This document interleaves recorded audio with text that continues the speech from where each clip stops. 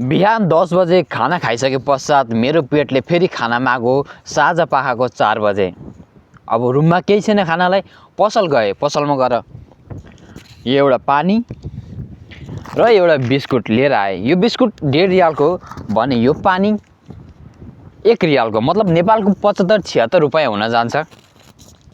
र मलाई फिर्ता नभएको कारणले त्यसले यो बिस्कुट दिइरहेको थियो मलाई। सरी, बिस्कुट होइन, यो तिलको लड्डु थियो, चेप्टो आकारको प्याकेजिङ भएको, साह्रै मिठो, ठ्याक्कै नेपालकै तिलको लड्डुको फिलिङ दिलायो मलाई हैन।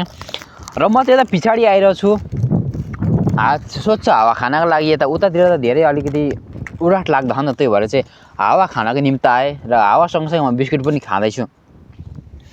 अहिले नखाउँ बोल्दै गर्दा फेरि असहज हुन्छ। र बस्नको लागि पनि मैले सोफा पाएँ। यो सोफा चाहिँ तपाईँहरूले पछाडि ब्याकग्राउन्डमा देखिराख्नु भएको छ, कन्टेनरहरू। त्यहाँ चाहिँ पहिला हाम्रो कम्पनीका इन्जिनियरहरू, म्यानेजरहरू बस्थ्यो अरे। तर अहिले उनीहरूलाई अलिक व्यवस्थित ठाउँमा, अलिक राम्रो ठुल्ठुला बिल्डिङमा सारियो, जसले गर्दा यी पुरै खाली छन्, यी पुरै भङ्गार छन् अहिले। त्यही भएर यी भित्रका सामानहरू चाहिँ बाहिर लिएर राखिदिएको छ। र त्यही भएर बेला बेला म आएर बस्छु, घरिघरि कोही मान्छेहरू आएर बस्छन् होइन। यहाँनिर अलिकति बस्नको लागि हुन्छ। बेलुका साँझपख यहाँनिर चाहिँ पुरै मानिसहरू चाहिँ आएर एक्सर्साइज गर्ने गर्दछन्, बिहान साँझपख आफ्नो जुन बेला फुर्सद मिल्छ त्यही बेला। र म चाहिँ अहिले खाजा खाँदैछु गाइस। तपाईँहरूको खाजा भयो कि भएन त?